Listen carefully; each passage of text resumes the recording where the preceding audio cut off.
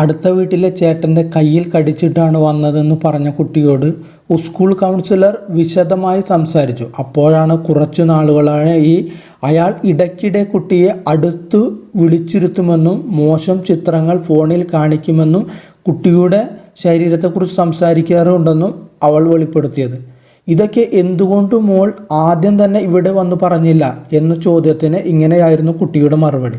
അതിന് bad touch ചെയ്തില്ലല്ലോ, bad touch ചെയ്താലല്ലേ ഒരാൾ ബാഡാകും. 6 വയസ്സുകാരുടെ ആ മറുപടിയിൽ നിന്നാണ് ഗുഡ് ടച്ച് ബാഡ് ടച്ച് പാഠങ്ങളിൽ മാത്രം ഒതുക്കാതെ സേഫ് ആൻഡ് അൺസേഫ് ബിഹേവിയർ എന്നതുകൂടി ലൈംഗിക വിദ്യാഭ്യാസത്തിൻ്റെ ഭാഗമായി ആ സ്കൂളിൽ പഠിപ്പിക്കാൻ തുടങ്ങിയത്. എപ്പോൾ മുതൽ കുട്ടികൾക്ക് ഇതൊക്കെ പറഞ്ഞു കൊടുക്കണം? കാണുന്ന ദൃശ്യങ്ങൾ തലച്ചോറിൽ ശേഖരിച്ചു വയ്ക്കാനുള്ള കഴിവ് വികസിക്കുന്നത് 3 വയസ്സ് മുതലാണ്.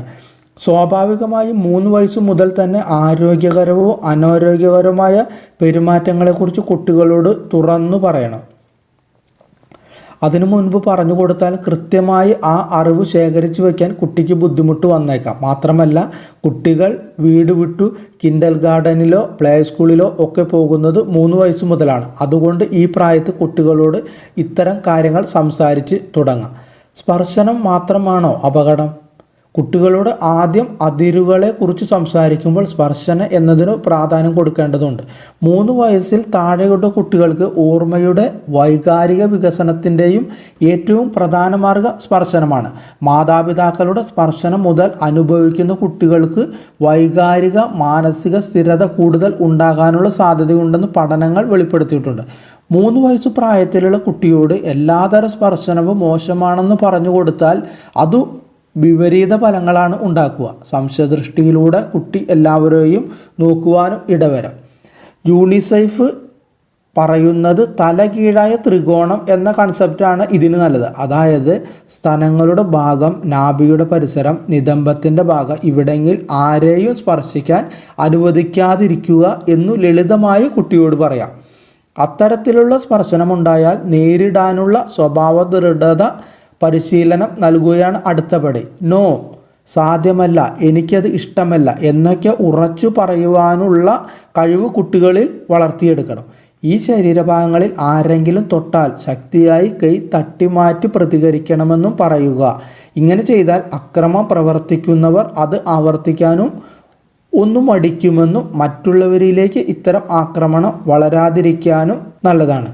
സ്പർശിക്കാതെ തന്നെ ഒരാൾക്ക് മറ്റൊരാളുടെ മോശമായി പെരുമാറാൻ സാധിക്കും. അത്തരം തിരിച്ചറിവിൽ നിന്നാണ് സുരക്ഷിതത്വം അല്ലാത്തതുമായ പെരുമാറ്റം എന്ന പാഠം കുട്ടികളെ പരിശീലിപ്പിക്കണമെന്ന ആശയം വരുന്നത്. പലപ്പോഴും കുട്ടികളെ തൊടാതെ തന്നെ കുട്ടിയോട് ചിരിച്ചു സംസാരിച്ച് അവരുടെ മനസ്സിൽ സവിശേഷ സ്ഥാനമുണ്ടാക്കിയെടുത്ത് ഇഷ്ടമുള്ള സാധനങ്ങൾ വാങ്ങിക്കൊടുത്ത് സൗഹൃദം സ്ഥാപിച്ച് പതിയെ കുട്ടികളെ ലൈംഗികമായി ചൂഷണം ചെയ്യാൻ ചിലർ ശ്രമിക്കുക. അതിന് സെക്ഷൽ ഗ്രൂമിംഗ് എന്നാണ് പറയുന്നത്. ഈ ഘട്ടത്തിൽ തടയാനായാൽ അത്രയും നല്ലത്. അല്ലാത്ത പക്ഷം താനുമായി സൗഹൃദത്തിലുള്ള സമ്മാനങ്ങൾ വാങ്ങിത്തരുന്ന ഒരാൾ അനാരോഗ്യകരമായ സ്പർശനം നടത്തുമ്പോൾ കുട്ടിയുടെ മനസ്സിൽ ആശയക്കുഴപ്പം ഉണ്ടാകാനുള്ള സാധ്യത കൂടുതലാണ്. എന്താണ് സുരക്ഷിതത്വം അല്ലാത്ത പെരുമാറ്റം എന്ന് നമുക്ക് നോക്കാം. കുട്ടിയുടെ താല്പര്യം സംരക്ഷിക്കപ്പെടാത്ത ദുരുദ്ദേശപരമായ ഏതൊരു ആശയവിനിമയം സുരക്ഷിതമല്ലാത്ത പെരുമാറ്റമാണ്.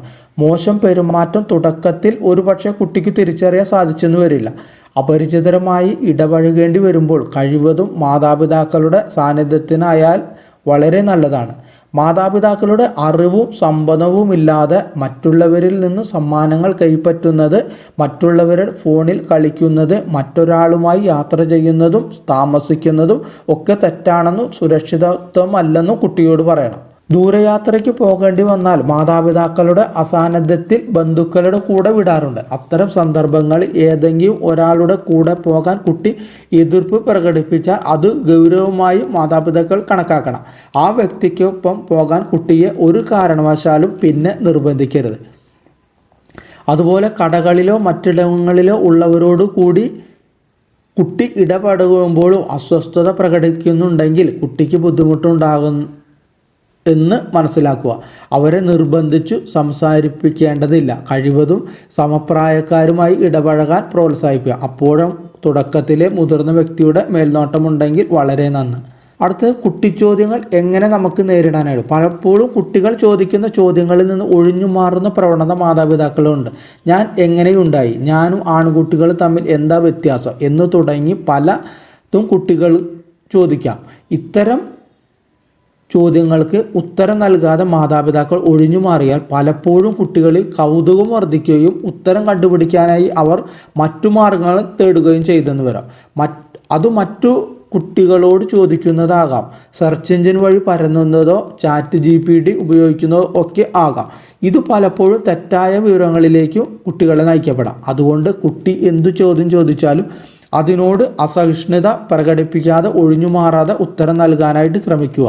എല്ലാ കാര്യങ്ങളോടും കുട്ടികൾക്ക് പറഞ്ഞാൽ മനസ്സിലാകണമെന്നില്ല, എങ്കിലും അവർക്ക് ഉത്തരങ്ങൾ വേണം. ഉദാഹരണത്തിന് ഞാൻ അങ്ങനെ ഉണ്ടായി എന്ന ചോദ്യത്തിന് ലൈംഗിക ബന്ധം മൂലം എന്ന് പറഞ്ഞാൽ കുട്ടിക്ക് അത് മനസ്സിലാകണമെന്നില്ല. അതുകൊണ്ട് പ്രായത്തിനനുസരിച്ച് വേണം ഉത്തരം പറയാൻ. അച്ഛൻ്റെ ശരീരത്തിൽ ഒരു കോശവും അമ്മയുടെ ശരീരത്തിൽ കോശവുമായി സമ്മേളിച്ച ഉണ്ടായതെന്ന മട്ടിൽ ഉത്തരം നൽകുക. അടുത്ത് തനിച്ചു നിൽക്കാൻ കുട്ടിയെ എങ്ങനെ ഒരുക്കും. മാതാപിതാക്കളില്ലാതെ ഒറ്റയ്ക്ക് നിൽക്കേണ്ടി വരുമ്പോൾ വീട്ടിൽ വരുന്നവരുമായി എങ്ങനെ ഇടപഴകണമെന്ന് കുട്ടിക്ക് മുൻകൂട്ടി പറഞ്ഞു കൊടുക്കുക. തനിച്ചുള്ള സമയത്ത് ആരെങ്കിലും വന്നാൽ കതക് തുറക്കരുതെന്നാണ് ആദ്യം പറയേണ്ടത്. മുൻപിലുള്ള ജനാല തുറന്നോ ഫോണിലൂടെയോ മാത്രം പുറത്തു നിൽക്കുന്ന ആളോട് ആശയവിനിമയം നടത്തിയാൽ മതിയാകും എന്ന് പറയാം. പൊതുസ്ഥലത്ത് വെച്ച് ആളുകൾ ചിരിക്കുകയോ സംസാരിക്കുകയോ ചെയ്താൽ അത് തിരികെ ചെയ്യാം. എന്നാൽ അവർ തരുന്ന സമ്മാനങ്ങളോ ഭക്ഷ്യവസ്തുക്കളോ വാങ്ങരുതെന്ന് തീർത്തും പറയുക. അവർക്കൊപ്പം പോയി ഭക്ഷണം കഴിക്കുകയോ യാത്ര പോകുകയോ ചെയ്യരുത് എന്നുകൂടി കുട്ടിയെ ഓർമ്മിപ്പിക്കുക. വീട്ടിൽ കൊണ്ടുവിടാം എന്നൊക്കെ പറഞ്ഞ് മുതിർന്നവർ വാഹനത്തിലേക്ക് കുട്ടിയെ ക്ഷണിച്ചേക്കാം. അത്തരം ക്ഷണം തീർത്തും അവഗണിക്കാൻ കുട്ടിയെ പരിശീലിപ്പിക്കുക. അല്ലെങ്കിൽ അച്ഛനെയോ അമ്മയെയോ വിളിച്ച് ഉറപ്പുവരുത്തിയിട്ട് മാത്രം പോകുക എന്നും പറയാം. എന്തെങ്കിലും തരത്തിലുള്ള സമ്മർദ്ദം വന്നാൽ പോലും അതിനെ അതിജീവിക്കാനുള്ള മനസ്സ് അല്ലെങ്കിൽ അതിനുള്ള ട്രെയിനിങ് കുട്ടിക്ക് നൽകാം. അതായത് നമ്മുടെ അവകാശങ്ങൾ എന്തെന്ന് വ്യക്തമാക്കി മനസ്സിലാക്കി മറുവശത്തുള്ളയാളിൻ്റെ അവകാശങ്ങളും പരിഗണിച്ച ശേഷം സ്വന്തമായ തീരുമാനമെടുക്കാനുള്ള കഴിവ്. മറ്റാരെങ്കിലും അവരുടെ ഇഷ്ടങ്ങൾ നമ്മളിലേക്ക് അടിച്ചേൽപ്പിക്കാൻ ശ്രമിച്ചാൽ എനിക്കിത് ഇഷ്ടമല്ല, എനിക്കിത് വേണ്ട എന്ന് ഉറച്ച സ്വരത്തിൽ വ്യക്തമായി പറയാനുള്ള കഴിവാണ് ആർജിക്കേണ്ടത്. അത് ചെറുപ്രായം മുതലേ കുട്ടികളെ പഠിപ്പിക്കണം. പലരും കുട്ടികളിൽ നിന്ന് പൂർണ്ണമായും അനുസരണശീലം പ്രതീക്ഷിച്ചാണ് വളർത്തുന്നത്. മുതിർന്നവർ പറയുന്നത് എന്തും കേൾക്കണം, എതിർക്കരുത്, അനിഷ്ടം രേഖപ്പെടുത്താൻ പാടില്ല എന്നൊക്കെയാണ് വകുപ്പ്. എന്നാൽ ബുദ്ധിമുട്ട് അനുഭവപ്പെടുന്ന സാഹചര്യത്തിൽ പരസ്പര ബഹുമാനത്തോടെ അനിഷ്ടം പറയാൻ സാധിക്കുന്നതാണ് ആരോഗ്യകരമായ വളർച്ച എന്ന് രക്ഷിതാക്കൾ അറിഞ്ഞിരിക്കുക. അടുത്തതായി കുട്ടികൾക്കുള്ള പരിപാടികൾ എന്ന് പറഞ്ഞിറങ്ങുന്ന പല പരിപാടികൾ പോലും ഒളിഞ്ഞും തെളിഞ്ഞും പലതര അക്രമചിന്തകൾ കലരുന്നതായി കാണാം. അതുകൊണ്ട് ആരോഗ്യകരമായ ദൃശ്യമാധ്യമ കാഴ്ചയെ കുറിച്ചും കുട്ടികളെ ചെറുപ്പത്തിൽ തന്നെ ബോധവൽക്കരിക്കുക. 3 വയസ്സിന് താഴെയുള്ള കുട്ടികൾക്ക് ഒരു തരത്തിലുള്ള ദൃശ്യമാധ്യമ ഉപയോഗവും ആരോഗ്യകരമല്ല. ഇങ്ങനെ കാണുന്ന കാര്യങ്ങളൊന്നും അവരുടെ തലച്ചോറിൽ പതിക്കുകയോ ഭാവിയിൽ ഉപകാരപ്പെടുകയോ ഇല്ല. 3 വയസ്സ് മുതൽ 8 വയസ്സ് വരെയുള്ള കുട്ടികൾക്ക് പരമാവധി 1 മണിക്കൂറാണ് ദൃശ്യമാധ്യമ സമയം. ആ സമയത്ത് തന്നെ കാർട്ടൂണുകൾ, ഗെയിമുകൾ മുതലായ ചടുലമായ ദൃശ്യങ്ങൾ ഉൾപ്പെടുന്നവ ദിവസേന 30 മിനിറ്റിൽ കൂടുതൽ പാടില്ല. ഒരുപാട് നേരം ഇത്തരം ചടുലമായ കാര്യം കണ്ടതിന് ശേഷം പുസ്തകം വായിക്കാൻ വരുമ്പോഴും മറ്റും അവർക്ക് ശ്രദ്ധ കിട്ടാതെ ബുദ്ധിമുട്ടാം. അവരുടെ തലച്ചോറ് അതിവേഗമുള്ള ആ ദൃശ്യങ്ങളോട് സമരസപ്പെടുന്നത് കൊണ്ട് തന്നെ ഇഴഞ്ഞു നീങ്ങുന്ന അക്ഷരങ്ങളുമായി പൊരുത്തപ്പെടാൻ അവർക്ക് വളരെയധികം ബുദ്ധിമുട്ട് വന്നേക്കാം.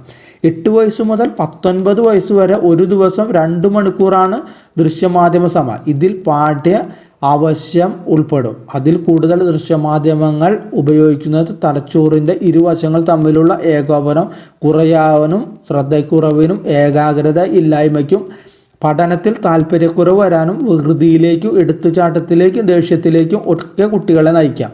ദൃശ്യമാധ്യമങ്ങൾ കുട്ടിക്ക് പരിചയപ്പെടുത്തുമ്പോൾ അവയുടെ നിയന്ത്രണം പഠിപ്പിക്കുക. കൂടുതൽ സമയം കായിക വ്യായാമങ്ങൾ ഏർപ്പെടാൻ പ്രോത്സാഹിപ്പിക്കുക. അതുപോലെ എന്താണ് കുട്ടി കാണേണ്ടതെന്നും ശ്രദ്ധയോടെ രക്ഷിതാക്കൾ തിരഞ്ഞെടുക്കണം. ചടുലമായ വേഗത്തിലുള്ള ഓൺലൈൻ ഗെയിമുകൾ, കാർട്ടൂണുകൾ കുട്ടിക്ക് അനുവദിച്ച മൊത്തം ദൃശ്യമാധ്യമ സമയത്തിൻ്റെ പകുതി മാത്രമേ ആകാവൂ. കഴിവതും 1/2 മണിക്കൂർ മാത്രമാക്കുക. രാത്രി വൈകിയുള്ള ദൃശ്യമാധ്യമ ഉപയോഗം ഒഴിവാക്കേണ്ടതാണ്. അത് കുട്ടികളുടെ ഉറക്കക്രമത്തെ തടസ്സപ്പെടുത്താം. സാമൂഹിക മാധ്യമങ്ങളിൽ പോലും കുട്ടികളുടെ അക്കൗണ്ടുകൾ മാതാപിതാക്കൾ നിരീക്ഷണത്തിലാക്കുന്നതാണ് നല്ലത്. സാമൂഹിക മാധ്യമത്തിൽ വരുന്ന കാര്യങ്ങളെക്കുറിച്ചു വീട്ടിൽ ചർച്ച ചെയ്യുന്നത് നല്ലതാണ്. ലഹരിയെക്കുറിച്ചോ മറ്റോ സാഹസിക പരിവേഷത്തിൽ ആരെങ്കിലും വീഡിയോ ചെയ്തിട്ടുണ്ട്, കുട്ടിക്ക് അത് നിഷേധിക്കുന്നത് തുറന്ന് ചർച്ച ചെയ്യുന്നതാണ് വളരെ നല്ലത്. ഇതുവഴി കുട്ടിക്ക് അതിൻ്റെ ഗുണദോഷ വശങ്ങൾ മനസ്സിലാക്കി പ്രവർത്തിക്കാനുള്ള ക്രിട്ടിക്കൽ തിങ്കിങ് ഉണ്ടായി വരും. അപ്പോൾ ഇത്രയും കാര്യങ്ങൾ ഒരു രക്ഷിതാക്കൾ വളരെയധികം ശ്രദ്ധിക്കേണ്ട കാര്യങ്ങളാണ്.